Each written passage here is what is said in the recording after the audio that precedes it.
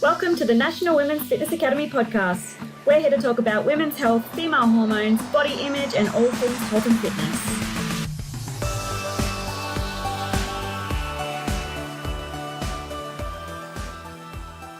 Hi everyone, welcome back to the Women's Fitness Academy podcast. I am one of your co-hosts, Ellen. I'm also an educator for Women's Fitness Academy as well as a binge and body image coach. Today, I am here with a very inspiring woman, and this is actually her first time doing a podcast, so I'm sure she's going to do absolutely amazing. Her name is Mel Brooke, and she is a former fitness trainer, now big business owner who owns a swimwear label that some of you girls might have heard about. It's called Sundaiz, and I absolutely love all their stuff, and I'm so freaking sad that I can't get it here in Bali. But Mel, thank you so much for jumping on the podcast. Thank you so much for having me. So excited to be doing something different. I'm really excited. Yeah, popping your podcast cherry. Woo! Yeah, definitely. Something new. Get out of your comfort zone, right? Yeah, 100%. That's what we're all about here at Women's Fitness Academy, and just, supporting other business women, or just women who have like an inspiring story, who are trying to push themselves out of their comfort zone. So we're all about sharing and just growing by being vulnerable. Love that. Love all of that. I'm so here for that. Yeah. So for the listeners who don't know you, can you tell us a little bit about yourself? So I am 30. Oh God, that's hard to say. I'm 30 as well. Don't say that. Okay. I actually love being 30. I've never been happier within myself. So I think 30 is a great age. I'm a mum of 3. So I have an 8-year-old and a 6-year-old daughters, sorry. And then I have a little baby boy who's almost a year old. I've been in the fitness industry, I wouldn't say professionally, for longer than 5 years, but like my own journey started about 10 years ago when I started my love of exercise, and then I got myself qualified, and I, continued to grow and inform myself as the evolution of the fitness industry continues. And now I am obviously at home with my children. So I am doing business, e-commerce, which is Sundaiz, my swimwear label, and we actually also have a building and construction business. So lots going on in our household. Oh my gosh, yes, you're a very busy woman, so I'm very grateful that you took time to fit me into your busy schedule. But so you said that you have been in the fitness industry kind of like around 10 years, or maybe not, practicing, but it's probably closer to about 8 years, because it all started when I had my first daughter. But I mean, I dabbled with running and going to the gym, but I wouldn't say it was a very healthy relationship before I had children. Yeah. And what I really love about your page is that it's very like you don't make excuses. You're just like, no, you can actually still train, and you can actually still, be healthy and be a good role model to your children. And you can also dance around in a bikini and still be taken seriously. I absolutely love that. Yeah, no, it's a non-negotiable for me. Moving my body it's been probably the biggest part of my journey, in terms of getting my personal health under control in a way. I mean, that doesn't sound good, but I mean, exercise is a non-negotiable for me. It's, I do that, so I'm my best for everyone, not just for me. Yeah, I love that. And I think this, the kids learn from what we do, not from what we say. So you can say, eat your vegetables, but if you're just going to eat McDonald's and KFC all day and not train and move your body, obviously they're going to copy your behavior, right? It's hilarious because I eat salads and chicken and all the things that I love, like colorful food. Yeah. And my children, I can barely get an apple down their mouth. I'm kind of looking at them right now while they're eating the apple, going, oh, actually, they're actually eating the apple today. That's good. Winning. We've just gotten home from the gym and they love it there. It's like their second home. And my 8-year-old's like, when can I come out onto the treadmills with you? So it is definitely, I'm really proud that I've done that, and that's a very comfortable place for them as they get older. Oh, I love that so much. And just for me, I also have, my parents were so active growing up, and I remember used to love going to the gym with them, or love going for runs with them, and going skiing with them was the highlight of my day. This I don't know, you just look up to your parents. Your parents are basically superheroes. Oh yeah, so definitely. It's so, I just love when I see parents who really are good role model for their kids, like no matter if that is with training or nutrition or just mental health and looking after themselves in that way. Like it just makes me so happy. Yeah, no, especially I'm obviously eating disorders and whatnot is something in boys as well. But as a young female, that was something that I struggled with. So being that strength for my children and trying to push them into healthy habits is something I really, really do prioritize, because I just, I want the best for my girls. Yeah, so, absolutely. That's amazing. So when you got into the fitness industry or to the gym in general, was there a particular reason for this, or did you just like this one day pick up a dumbbell and were like, I'm going to go to the gym now? No, so I don't know how. I grew up a little bit overweight, and then I formed a very unhealthy relationship with food. And I got very skinny, and it lasted until I was about 17. And then instead of controlling my food, I started controlling my exercise. So when I said I got into the gym, like from about 17 onwards, it wasn't a very healthy place for me to be. And I definitely started because I wanted to stay skinny. That was my goal. It was be skinny. And that's really all I cared about. I didn't care about being there for mental health. I didn't care about getting stronger, nothing like that. It was just stay skinny. So that all changed once I had my daughter, though. So I realized I needed to be better for her. Oh, that's amazing. And I think that so many girls can relate to that. Like, I honestly don't know anyone who didn't go into the gym to just be skinny. Oh, it was so toxic. I'm going to say like 12 years ago, there was that diet culture was eat 1,200 calories and just run. Yeah, literally. It's absolutely awful. But it's so nice that you were able to change this. So you mentioned that you did also struggle with an eating disorder. Yes. Was that before you started going to the gym? Yeah, so that started when I got to high school.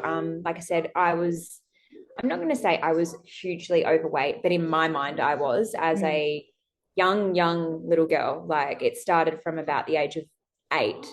And I knew I was bigger than the other girls, and I didn't like that. And I wasn't as athletic as the other girls, and I didn't like that. But I remember over the summer, just before I got to high school, I made the decision that I was going to go to high school skinny.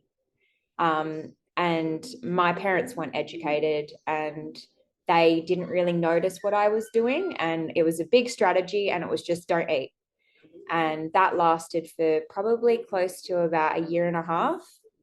And I just basically, I drank my calories. And by that, I mean, like I would get a choc milk in a day, and that would be all I would eat. Oh my God. Yeah. So I wasn't exercising at that point, and the only thing I could control as a 12, 13-year-old girl was how much I was eating. Yeah. And when I was at school during the day, I could definitely be like, oh yeah, I ate, Mum. Yep. I could, tell her that. That's, oh God, it's so awful what we do to our bodies. Like being in an eating disorder is it's so hard, and it's so crazy what our bodies can actually do and get through. Like now, there's no freaking way I'm sure that you would ever be able to even think about just having a chocolate milk and then not eating anything. I don't know how I didn't pass out on the daily. Yeah, exactly. Now like if I don't have breakfast and I go to the gym, I'm like, oh my God. And then I get nauseous, and I'm like, what's going on? I'm like, did I just get weak as I got older, or like, yeah. I don't know. I mean, I wasn't using energy back then. I was just simply existing. And I think I used to see signs of hunger and be like, yes, I'm winning. Like that's how bad it was. It was really toxic. And I feel like it was encouraged by my friend group. Like we were all kind of doing it. Yeah. So yeah, I would say, and then from the ages of, I'm going to say 14 till about 17, I yo-yoed. And I would go through these phases of starting to put on weight, and I would binge eat. And I'd be like, oh, I'm so skinny, I can eat what I want. And then I would gain all this weight again. And the only way I knew how to lose weight was to just starve myself. So I would do that again.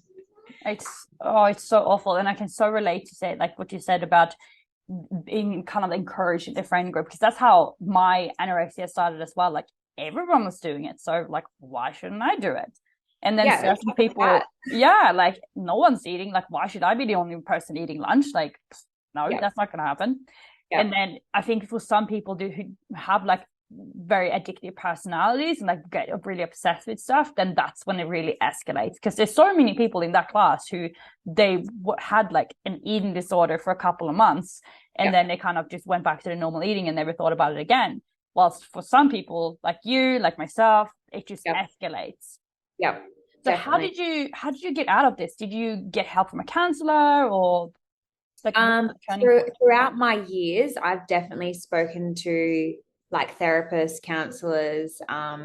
It's been a journey. I would still say it's something that I work at every day. I don't think it's something that will just disappear. I went from just not eating to then binge eating to then I would go, okay, well, if I've exercised today, then I can eat. So then that was probably a 3 or 4 year thing that I would do.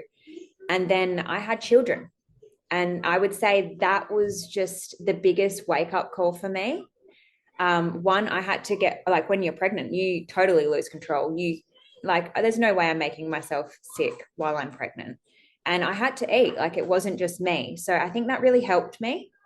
And then when I seen this little human that I made, and I was thinking, I can't do this to myself and expect this human to flourish. So I definitely just adopted some healthier habits. I have constantly been on YouTube watching self-help, Tom Bilyeu and Ed Milet and Tony Robbins and Ashley Bynes even. These were like the big influences in my life in my early 20s. And I took it all in and I just tried to do everything. I tried everything until it was healthy, I guess. Yeah, like I said, it's still something that, sometimes I have these thoughts and I'm like, wait. No, we don't do that anymore. That's not okay. I do think it's just something that I, for at least now, still continue to work at mentally. Yeah. No, I love, like, just when you're describing, like, when you've had your first child and you're just holding her in your arms and you're like, no, I can't do this to this little woman, like this little person. And it's just like, if anyone's watching the video, like, you could see how much this actually, like, how much it means to you and how passionate you're about it. And it's so amazing. I think it's so beautiful that that your children were able to give you this turning point and be, the why that you needed.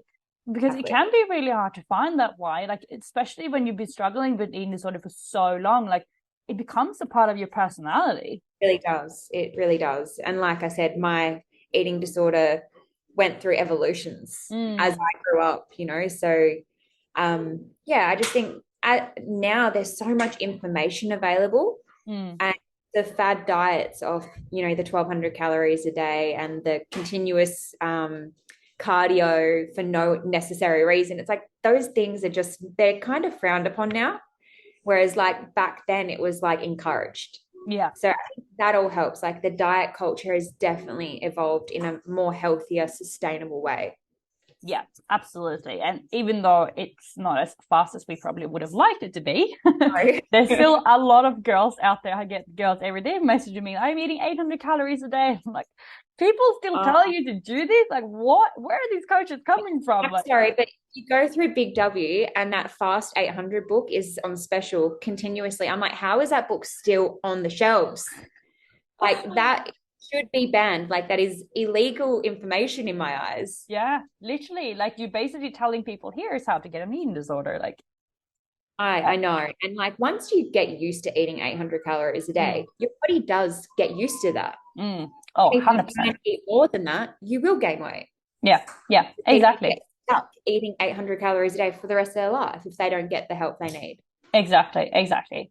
Yeah. Is there anything that you wish you would have done differently when you were going through all these stages? Like, I wish I spoke about it in a more serious way, but in saying that, I don't really feel like I had the support network. The people that I did have around me were not, I don't think they were actually even capable of taking on that information and making and helping me. I just didn't really know that there were options for help at that time in my life. So, I mean, I wish I spoke about it, but I don't know who to. Yeah. No, I get that totally.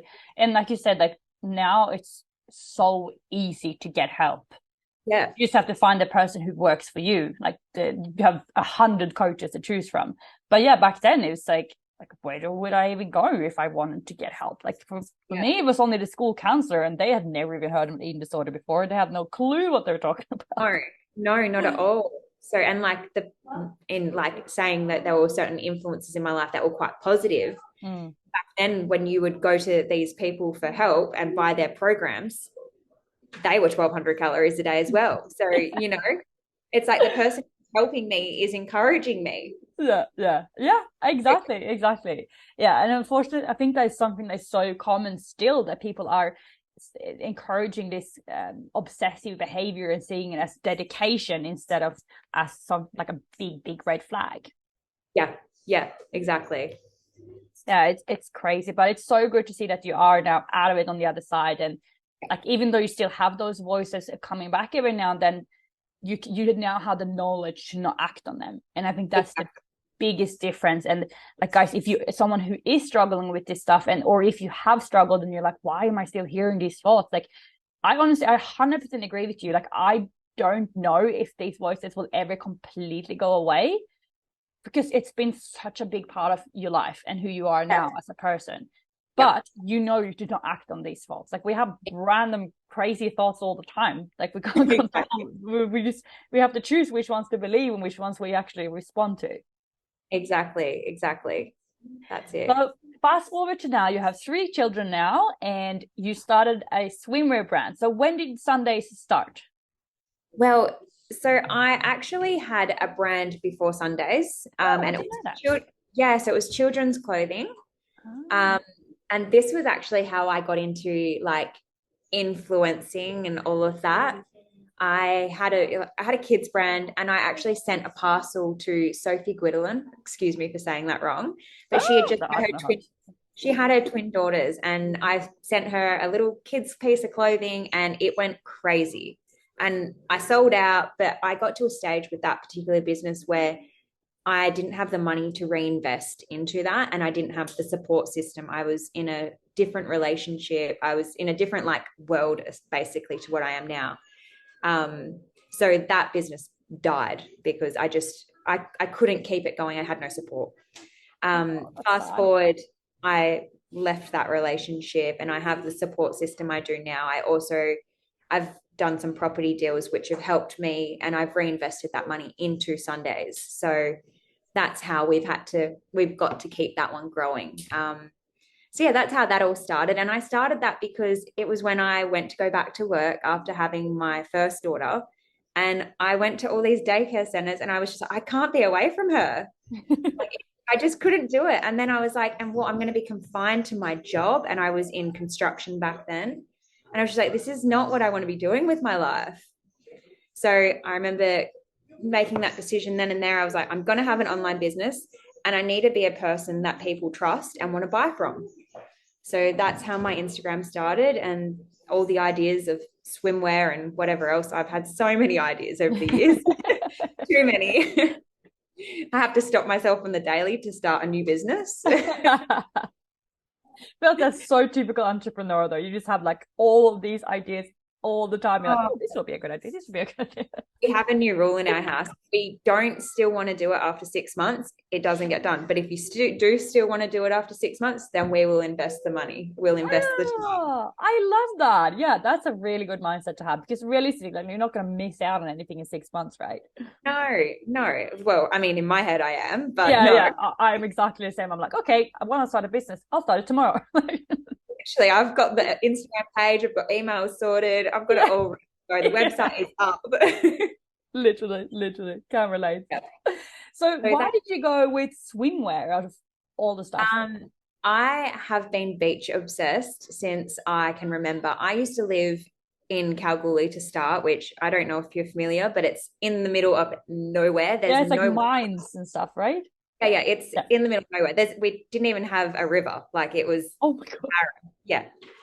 I'm making it out to be really, really bad. I'm sorry for the Kalgoorlie people. But then when I did move to Perth, I moved to the hills, which was still about an hour drive to any sort of beach.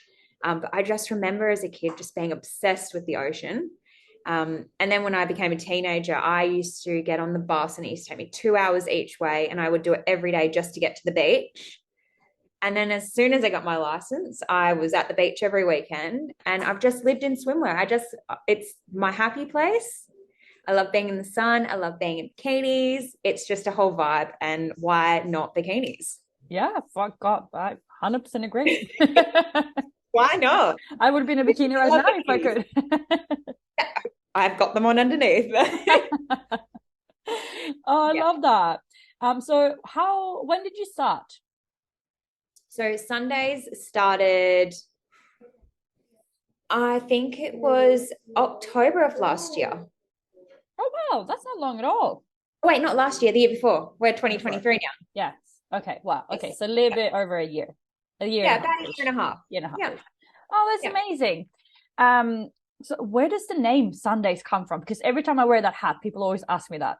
Well, I was just like the sun, and I was just like, what's not better than a Sunday? And like, so that you're living your best Sundays. I don't know. It was just like a word that I was like, I feel it. It's a vibe. That's the best way to do it, though. Yeah. So I assume that there's so many companies starting all the time, like little companies selling, I don't know, supplements or bikinis or activewear, and like most of them don't make a year. Like they might, launch one collection, not sell, like sell a couple of pieces, and then they just decide not to do it anymore. What do you think is so different with yours that has made it successful? Me. I am not willing to give up. Love that I think that's what it takes. I do think if you're starting a business, do not go into it thinking that you're going to make, or I'm sorry, more like a product business. Don't go into it thinking that it's going to make you rich in a year, because I would be surprised if most people make money in their first year. And just that in itself would probably scare a lot of people off trying. But also a lot of people would go into it and go, oh, I've got the awesome products. I've got the website paid for. We've got models doing shoots. They think they've got it all kind of done, but then the things don't sell straight away. It's persistence. It has to, like, you've got to grow the brand and not have too much of a high expectation of the turnaround. And I think that's why people give up, because they thought it was going to be a lot easier than what it is. Yeah, definitely. So how, like, obviously your Instagram page is quite big, like you've got quite a big audience there. Is that how you started marketing it, or were you doing like emails, or like what were you doing? Yeah, so I use my page mostly. I have obviously TikTok and Instagram, and both of them are probably the two biggest like marketing tools I have. And that's why I said back when I sent that package to Sophie Guidolin and I sold out everything online, that was when I made the decision then and there that I had to become something like Sophie Guidolin. So that it's all been a really big, long strategy. So I was always wanting to do like an online business. That's always been such a huge goal of mine. And I would in no way say I've made it.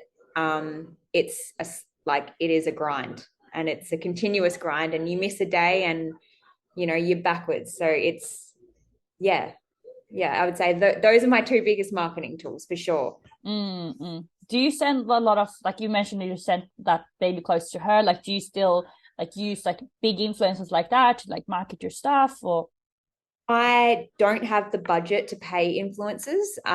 So people like Sophie Guidolin these days would be charging an absolute bomb. So I am on it's an app called Club Collab. And so a lot of like, I'll put up a campaign, and girls that are willing to do it for free or in exchange for products will apply for it. And that's usually how I spread it out nowadays. I used to go and personally contact influencers, but I'm finding that influencer marketing is not what it used to be. And a lot of girls are just taking the product and not delivering the goods. And, as a small business, if I'm sending out a package that costs me upwards of $50 and I'm not getting anything in return, and I do that 10 times, I've just lost $500. So now that I'm on this Club Collab, I can review the girls that I send product, I'm going to get something in return, even if it's just an image that I can reuse. That's super helpful. It doesn't necessarily have to be posted onto their feeds. That's a great idea. I didn't even know about this app. Well, girls, if you want to get into influencing marketing and stuff, definitely get on this app and so apply the app, for Sundaiz.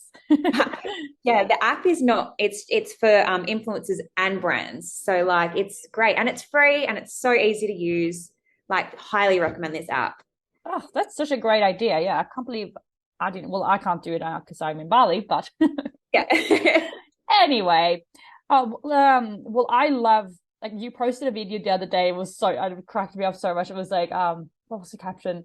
When you're trying to market bikinis, but you don't want, like, you're deleting all the creepy men in your comments or something like that. That has been my absolute like downfall. It's like you think I'm going to market bikinis, I'm going to dance in bikinis, and I'm going to attract all these women that are like embodying themselves.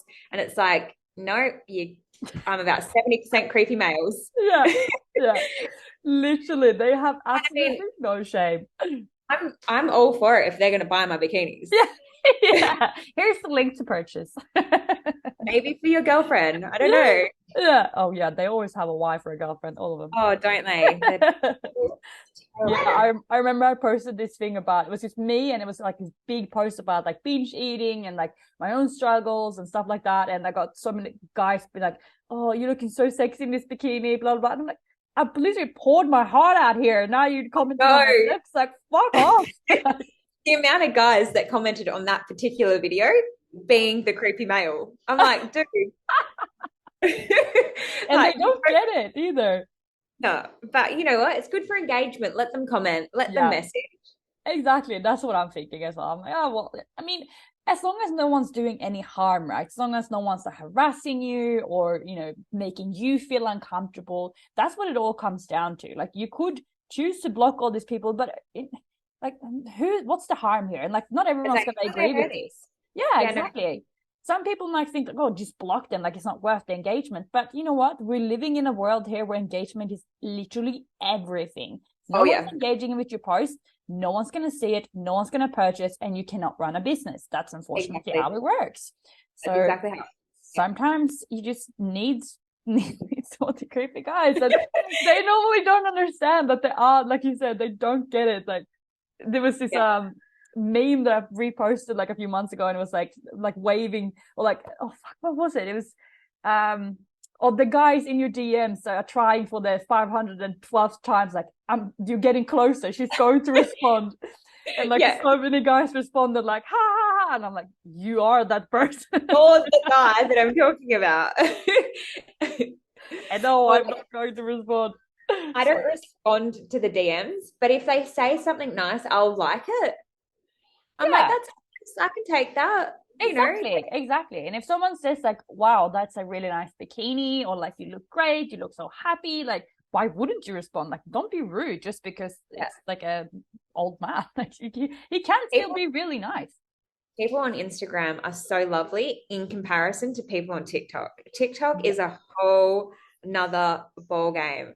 I go into my comments and I'm like, wow, you really don't think I'm a human, because that's really nasty. So when I get the nice, creepy guys on Instagram, I'm like, you know what? Thank you. That's really kind of you. Yeah. Honestly, TikTok is brutal. They have honestly forgotten that you're a human. They think that you're this made up character that have absolutely no feelings, and they can just say whatever. Like, oh, I am not even on TikTok anymore because the algorithm here is so, I need to get a VPN or something to go into Australia, because no one in Indonesia wants to watch my videos. Indonesia has a lot of like social media rules, don't they? Because even when I do like paid for campaigns for Sundaiz, I can never tick Bali or Indonesia. Really? Oh, so it's like like, I think it's because it's swimwear. I'm not sure.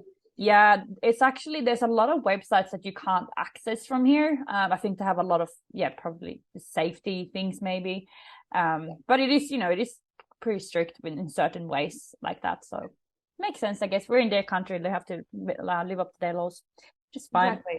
Exactly. What's your mission on your plan for Sundaiz? Like, where do you want to take it? I would love to just keep that growing. Like, organically. I don't want to force anything. I also don't want it to get too big that I personally can't be involved the way I am now. Like at the moment, it's still just me. And that's exactly how I like it for right now, because I am at home with 3 kids and life is busy. And if I was packing more than 50 orders a day, I couldn't do it, which is a good problem to have, which one day I do hope to have that problem. But for right now, I'm really happy with how it's going and just growing the brand, creating a community. And like as my girls get older, I'm noticing that they're taking an interest in what I'm doing. My 8-year-old is always like, when I grow up, I want to do what you do. And I'm like, she's like, I want to pose in bikinis. And I'm like, that's great. I'm here for that. Like, yeah, don't go on it. Not that there's anything wrong with being a teacher, but no, don't do that. Come and do what I'm doing. This is great. Yeah. Potential. Exactly. And I think I just love that you so like, you know, you do whatever you want to do. If you want to dance around in a bikini, you do that, because there's so many parents and non-parents, like just people out there who are so like, no, this is the way to live. This is the way to dress. You can't wear that.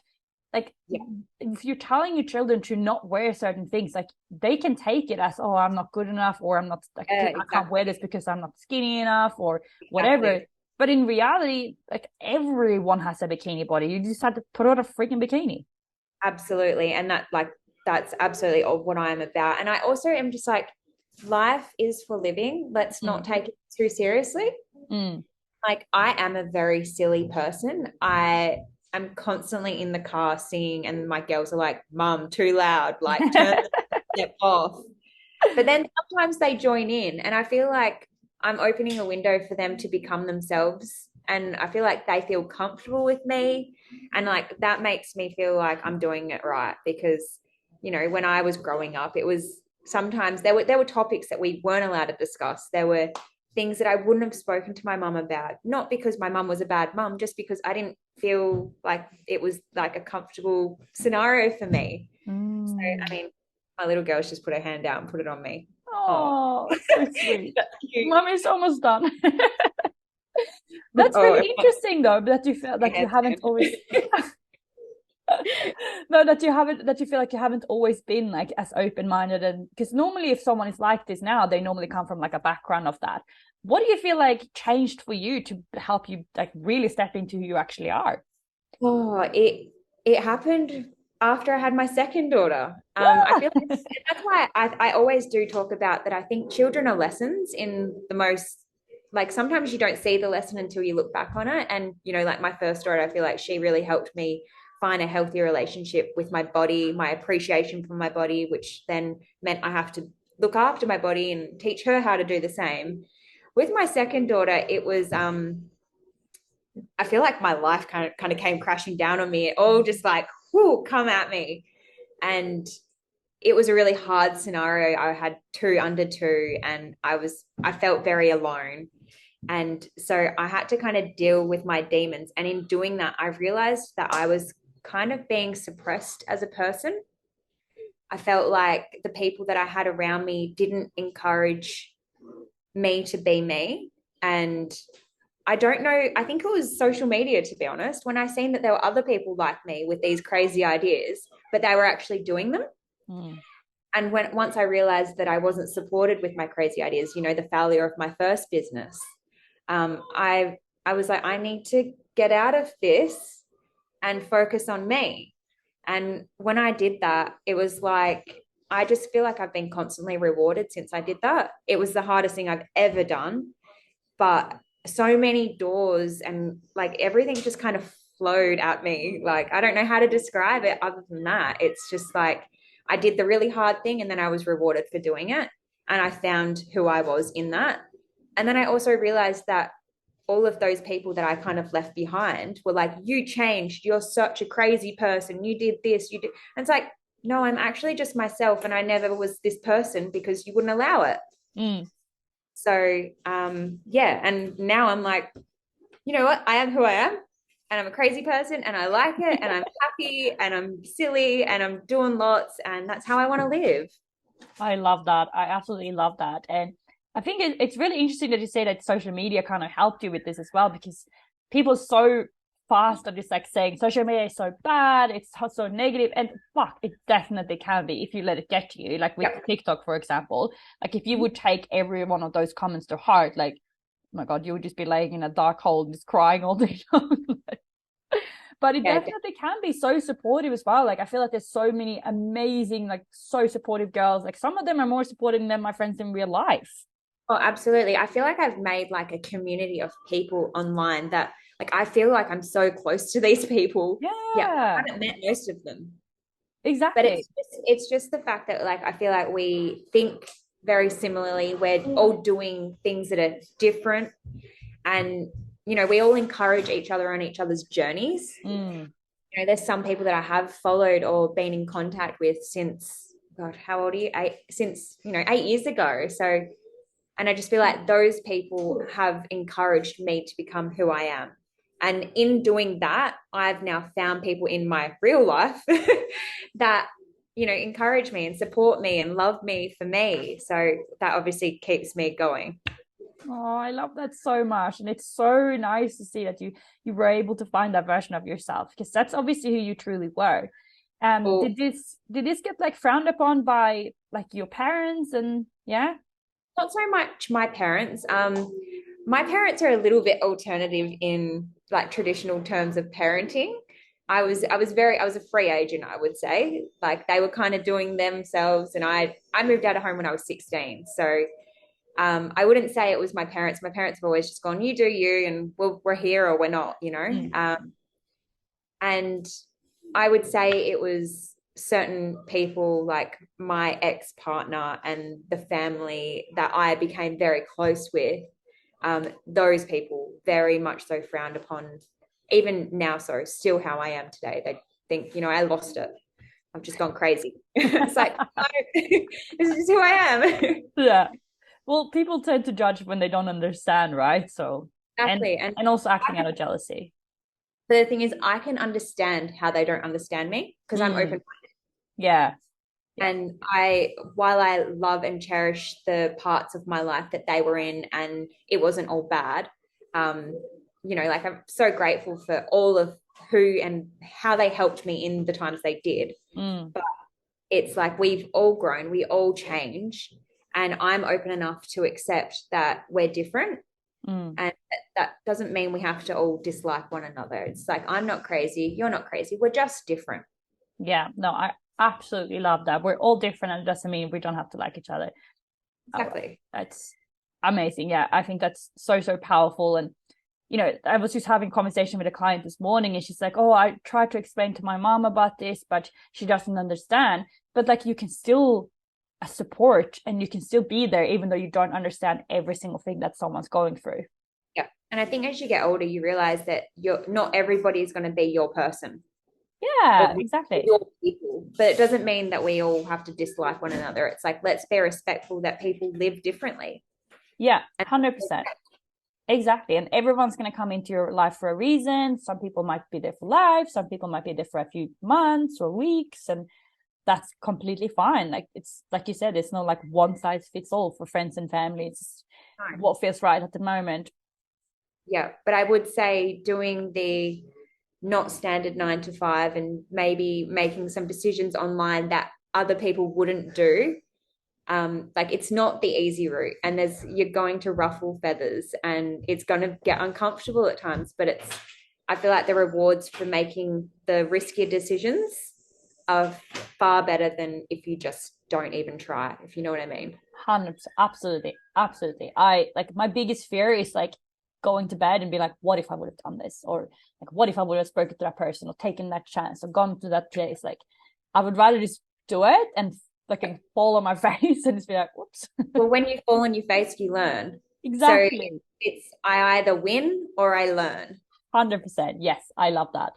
I remember the first time I heard that quote, it was like, I think it's Ben Bergeron, like the CrossFit coach, he wrote it in one of his books, and I was like, oh my fucking God. And I'm saying it like every week now since I read the book. Yeah, exactly. I'm just like, and I'm forever learning, and I never ever want to stop learning. Like my kids are like, oh, I can't wait till I'm in high school and then I can leave school and just like not have to do learning. And I'm like, I'm constantly enrolled in some sort of course. Yeah. Or on YouTube watching some person educate me on something I don't know about. Like I'm obsessed with learning. Yeah. Yeah, exactly. And it's funny how we changed that, because so many people, like when they're in school, they're like, I can't wait to stop like learning and stuff. Why though? Oh, Because I think the standard curriculum at school, like I did not do well in school. But like now I'm obsessed with learning, and I'm like, I think it's just the way I learn. I'm a visual learner. I want to watch someone on TV, and I want to do things, and I want to learn like that. I don't want to write in books and read words. It's not how I learn. yeah. Yeah. Interesting. Well, Mel, it's been absolute pleasure to have you, and I've learned so many things about you, and I think I've already thought you were amazing before, but now I think you're even more amazing. Likewise, you're amazing. I love everything you're about. I think you're Oh, thank you so much. and it's been a Well, if the listeners want to find you, where should they go? So I am at Mel Brooke ____ on TikTok, on Instagram, and then Sundaiz store is my business. And yeah, like we're on everything. So come and find us, and love to connect to more people. Absolutely. We'll link to all of these pages as well on our in the show notes below. So make sure you go and check out Mel's page. It's really, really funny. Like I always crack up at your posts, and Sundaiz is just, I just love your bikinis so much, and they're super comfortable. They're super, like, even for someone like me who has massive tits, they still fit. Good. That's what we want to hear. And I always get so many compliments when I wear them. Literally every time I wear that bucket hat, someone's like, "Oh my God, where'd you get that at?" I'm like, "Oh." Well, when I come to Bali, I'm going to have to bring you some new ones. Yes, please do. Guys, as usual, make sure you take a screenshot of this podcast if you liked it, and you tag myself, tag Mel, tag Women's Fitness Academy. Like, we love to connect with you, but you guys already know this because I say this every single time, but still. Mel, have an awesome day, and thank you so much for jumping on. Bye. Thank you for having me. Have a great day. Bye, everyone.